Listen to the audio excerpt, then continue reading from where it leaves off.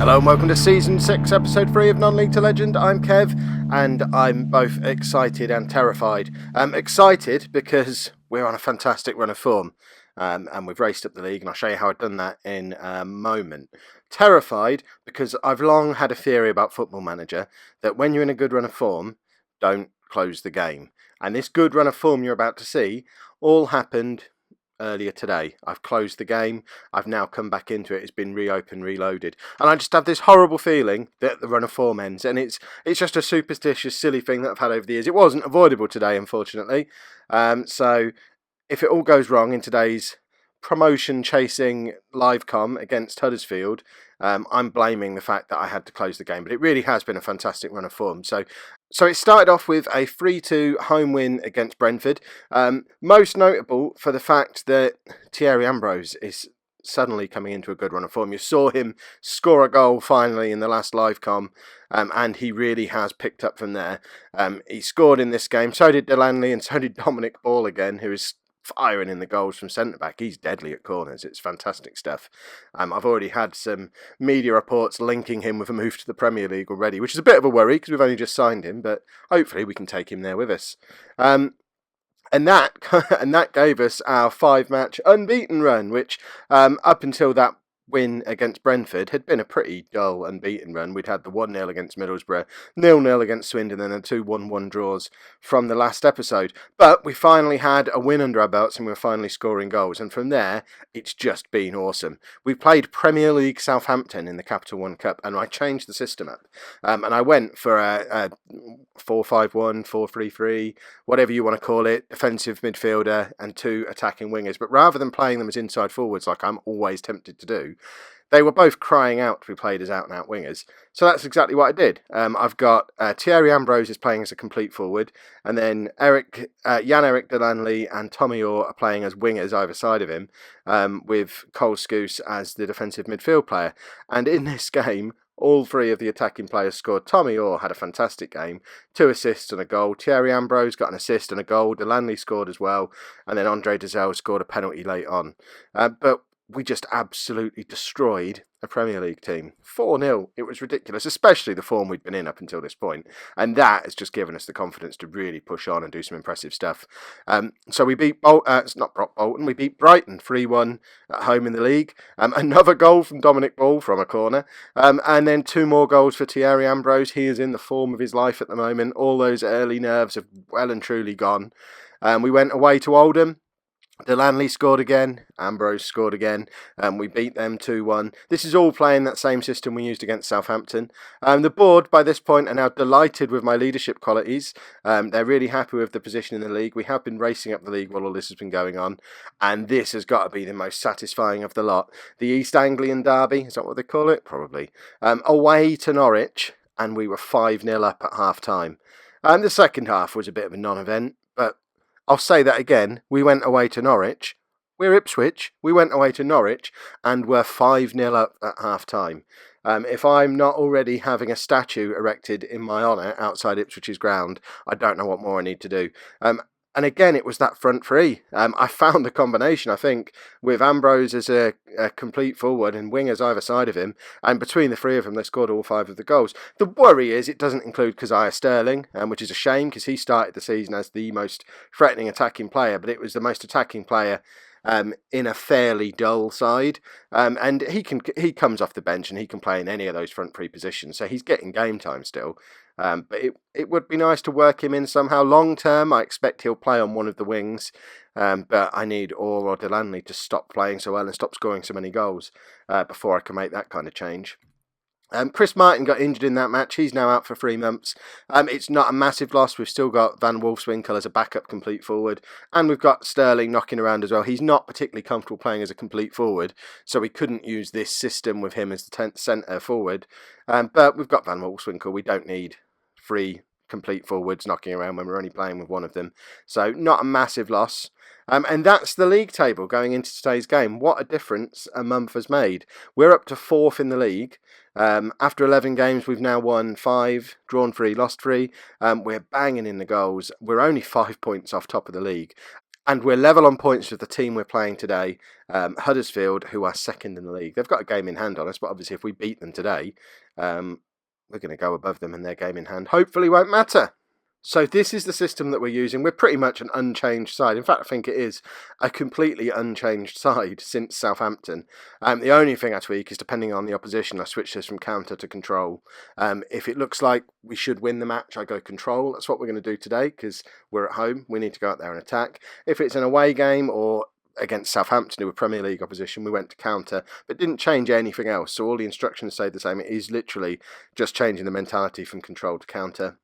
So this is the team that has been responsible for the massive change in form. So Białkowski in goal, who has been playing really well. He's pulled off some really good saves. I'm still going to replace him in January if I can, but he's not letting the side down at the moment.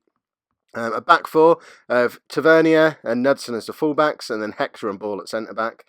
You can see by the numbers I gave them, that was supposed to be my first choice back four at the start of the season. It's good to have them all fit. Knudsen still might be leaving in January, purely because there's lots of money potentially going to be thrown around for him, and I could do with £3 or £4 million coming into the club when I've got a perfectly good replacement in Stephen Davidson, who's actually He's had his first full Scotland cap whilst sitting in our reserves. He's only 19, but looks like he's going to be an excellent left-back. We've got him on loan for the season.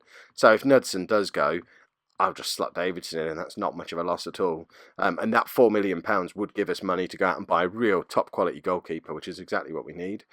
Cole Scouse is playing as the defensive midfielder, as a deep-line playmaker on defend. And then the midfield of Andre Dazelle as a box-to-box midfielder, and Emir Hughes as the advanced playmaker. That's the position Christensen will probably play when he's fit again, but that's not going to be for at least a couple of months. So at the moment, Hughes is getting a good run in the side. When Christensen comes back, Hughes might drop back and replace Scouse at the defensive midfielder role, because Hughes is playing really well. But at the moment, we're not missing Christensen, who I had down as our star man at the start of the season. And then this is the front three, who are in such incredible form. If you look at their average ratings from the last 5 games, it is ridiculous. Thierry Ambrose is a complete forward on support, an average rating over the last 5 games of 8.3, and all 7 of those goals, I think, have come in those last 5 games as well. He is in incredible form.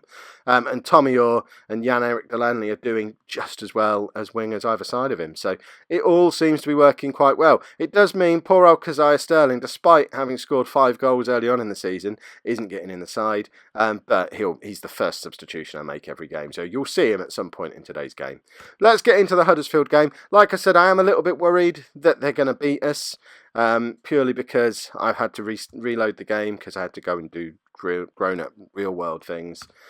So this I don't know, I'm worried. I shouldn't be. The form we're in, we should go and beat Huddersfield today. We've just stuffed Norwich away from home 5-1, but we could be overconfident now. So we have to be on our guard, and I was not sure whether to play control or counter today.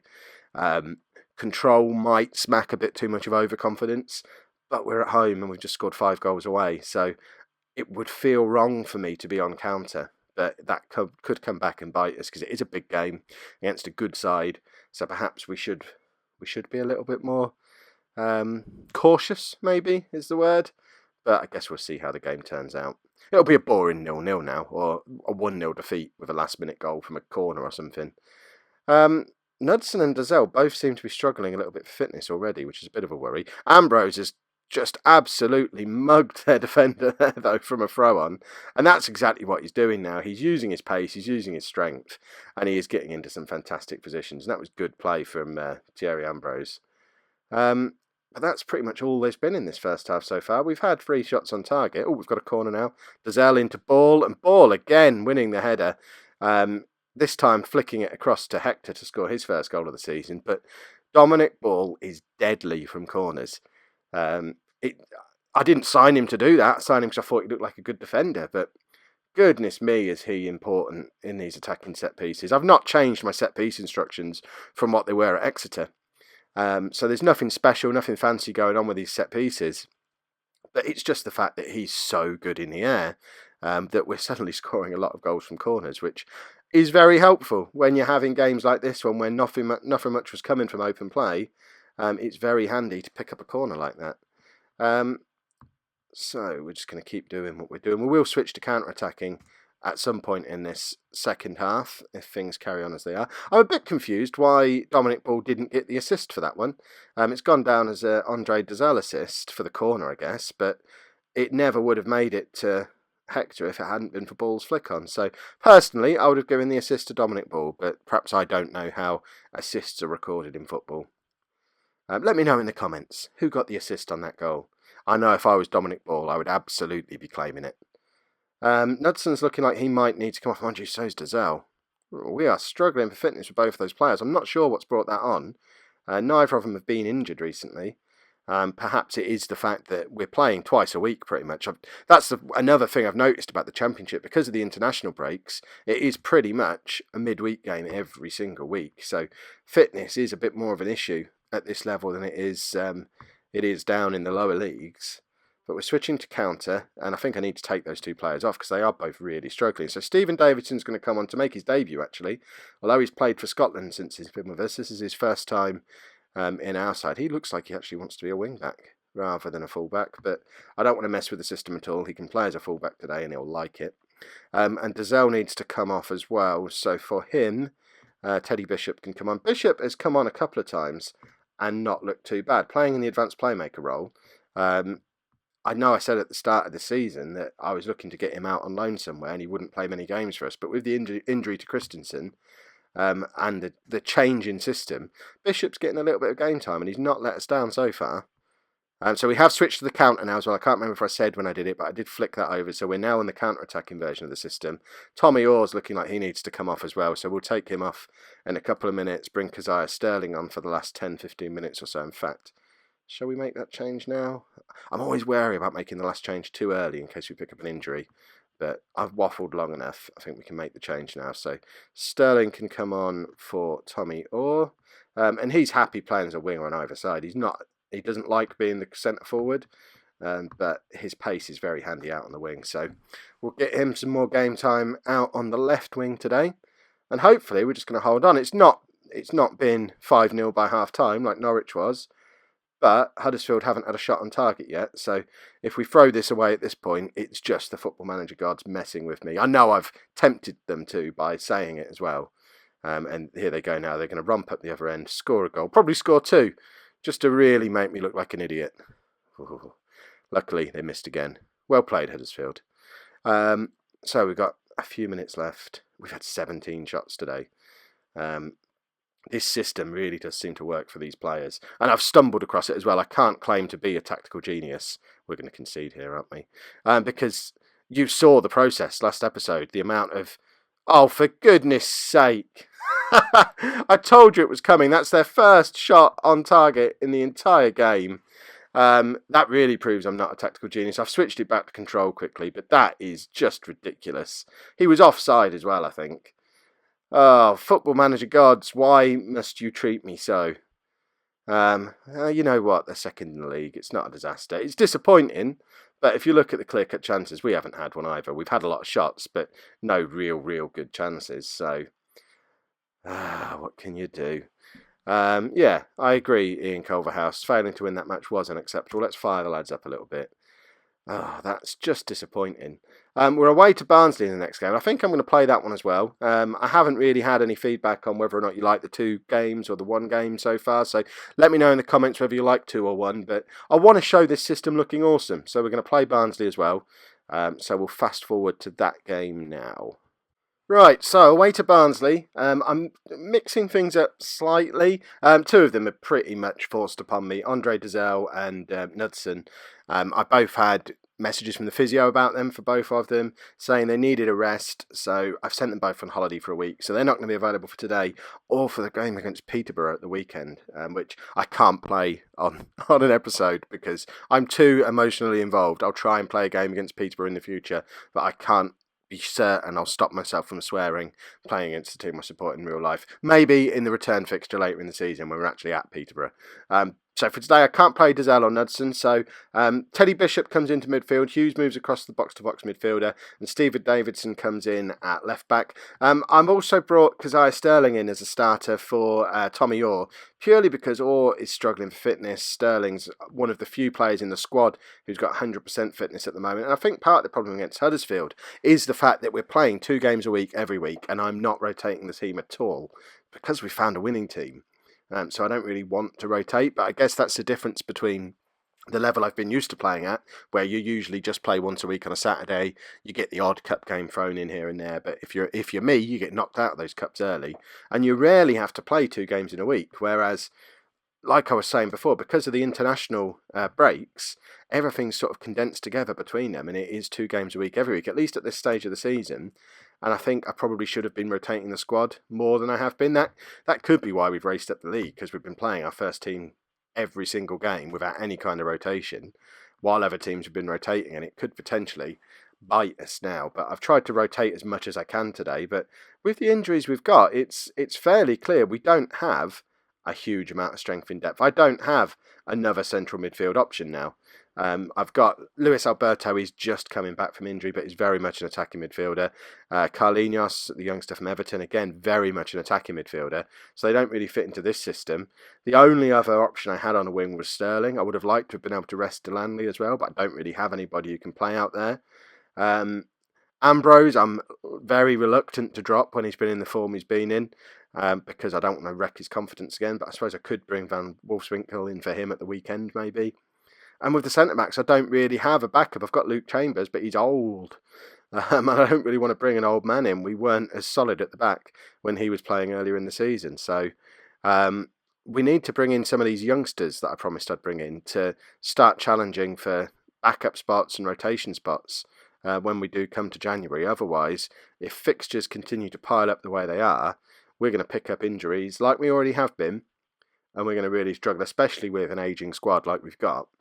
Players like Cole Scouse, he's 34 years old. He's not going to be able to play 2 games a week, every week, all season. We're only in October, and he's already starting to struggle. So we need another defensive midfielder. We just need a little bit of backup all through the squad. Having said all that, Keziah Sterling, back in the team today. He's picked up where he's left off. That's his 6th goal of the season. Oh, I really like this lad. I think he's going to be an absolute superstar. I noticed in his player description, he's been dubbed the new Michael Owen. I don't remember Michael Owen ever playing on the left wing, but who cares? If he's half as good a player as Michael Owen was at his best, I could have just signed 2 Premier League strikers in Sterling and Ambrose and paid less than 2 million for the 2 of them combined. So well done, scouts, for alerting me to those 2 players. Right, we just want to kind of hold on to this now. We're away from home. We're struggling for fitness. We don't want to waste a huge amount of energy when we've got a big game against Peterborough at the weekend. They're 3rd in the league at the moment, so they're... Oh, Sterling scored again. What a player. Peterborough are enjoying the same kind of run of form that we're on at the moment. We finished 17th and 18th last season, and now we're both up in the top 6 in October of this season. So clearly a resurgence at both clubs. Something's got to give at the weekend. Sterling really showing the difference having a player who's fully fit on the pitch is making. And Teddy Bishop has picked up both the assists as well. So they're 2 players who've come in with fresh legs. I'm going to say it again, tactical genius. Yeah, it was. I know it was all forced upon me. And I know the last time I said the words tactical genius, Huddersfield scored within, 5 seconds? So I guess this is the cue for Barnsley to come back into this match. Beat us 3-2. And I'll be forever forbidden from saying the words tactical or genius on this channel ever again. I'd be quite happy not to see another highlight for the rest of this game now. Is there an instruction for the players to just sort of line up in front of the goal and not let the ball pass them for 40 minutes? So I wonder if you could do that. If you put all 11 players just across the goal line, I think that would be enough to fill the goal line, wouldn't it? Once you're 2-0 up, just let the opposition have the ball. Yeah, keep kicking it at us. We've blocked the entire goal off. What are you going to do? Can we put them all in goal? There must be a rule against that. Imagine if someone started to do that. That's proper parking the bus then. 2-0 up at half-time. Everyone just stand in the goal mouth now, lads. Let them do what they do. Just stand in the goal mouth. You need a tall team, I suppose, or else they'd just hit the ball high above you. How tall is a football goal? Right, we'll bring Benavente on because he can play on that right wing, and we're resting, or it seems silly to bring him on when we're trying to rest him.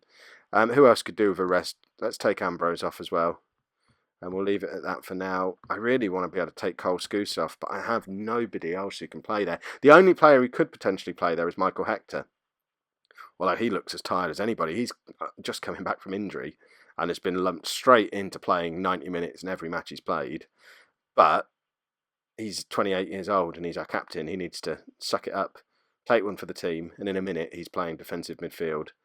We'll bring Chambers on for Scouse, unless Barnsley score here. I'm not messing with the back four if we've only got a 1-goal advantage. So I'm not messing with the back four then. Brilliant. Watch one of them get injured now. Scouse will get injured because I'm too scared to take him off.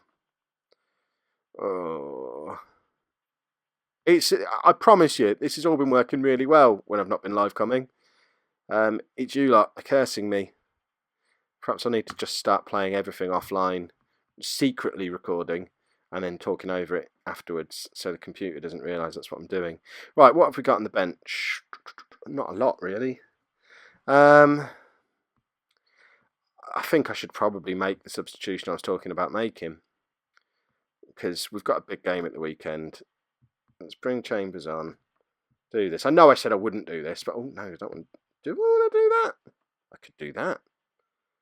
Or is that asking for trouble? Is that giving them too much in midfield? I think that probably is. So let's do what I was actually trying to do, which was that. Let me know in the comments.